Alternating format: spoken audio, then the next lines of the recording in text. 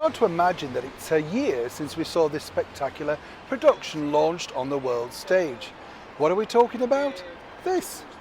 Hi, good morning, Neil Sean here in the very heart of London. As ever, nice to have your company. Thank you also for your very kind comments and those that remember the super pop band Tight Fit. You know, it's just songs, isn't it, when you think, The Lion Sleeps Tonight. It was fun. It had no message, no woke meaning, just basically people enjoying themselves, dancing. Do you remember discos, glitter balls? Do you remember? Oh, yes. I mean, all of that great fun, wasn't it? Now everything has to have a message. A little bit like the event last year when Meghan Markle, the former royal, known as the Duchess of Sussex in some circles, decided to celebrate her birthday with a message. Do you remember? 40 times 40, which was all about, well, I kind of almost forgotten to be honest now, but something about spending 40 minutes with somebody if you could give them the time, the usual guff, and the wokeness stuff.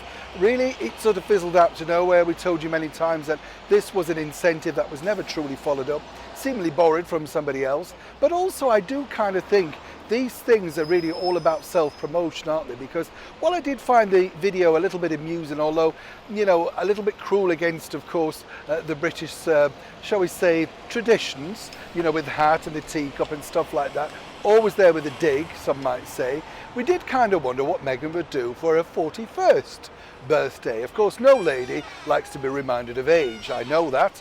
And more importantly, when you look at our wonderful monarch at 96, let's not forget she turned down an opportunity for an award from the Oldie magazine, a much read magazine over here in the United Kingdom, because she said, give it to someone who's more deserving. Truly great put downs as ever from our wonderful monarch. So what happened over here in the United Kingdom with Meghan's celebration? How did it pan out? First out of the traps were none other than the Duke and Duchess of Cambridge. They popped up on social media to wish the Duchess of Sussex a happy birthday. Quite bland and quite, to the point, sharing a picture of when Meghan was last here in the United Kingdom. A few seconds later was none other than Prince Charles with the very same message. But there was a brutal sort of put down in that, and let me explain the reason why.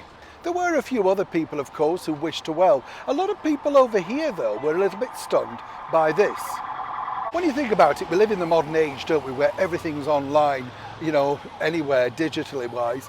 And I didn't really see any celebrities stepping forward and wanting to shine a light on the fact that it was Meghan, the actress's birthday. I mean, again, very strange. Where was the Serena Williams of this world? Or, the actress's friends from Suits, did seem a little odd. What a lot of people didn't pick up on was this sort of slight brutal put down from His Royal Highness Prince Charles.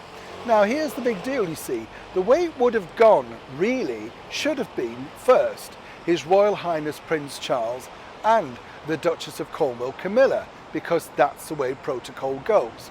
Now, according to a very good source, and as ever, we always have to say this word, allegedly, the reason why it was flipped around somewhat is so that basically, it's about seniority, who cares the most. And when you think about it, some might say, oh, it was just a slight hiccup.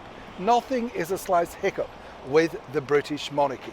So, of course, by the Duke and Duchess of Cambridge posting out their rather bland, if not courteous message, followed by His Royal Highness Prince Charles, technically it should have been him first.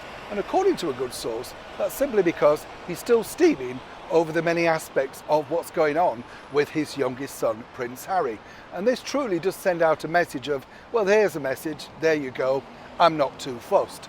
Now, I'm not putting words into His Royal Highness's mouth, but when you think about it, if anybody who's going to be peeved, it's going to be him. And let's not forget, we told you recently that, of course, Prince Harry allegedly refused to share the contents of the forthcoming book, something that Prince Charles hopes could have been shelved or sidelined, or at least knowing in advance any damaging aspects to, of course, his wife, Camilla, Duchess of Cornwall, on her 75th year. Seemingly, that's not patched up. Or what you can make from that birthday message from Prince Charles to Harry's wife is simply, touche, I'm not too fussed either. Neil Sean in the very heart of London.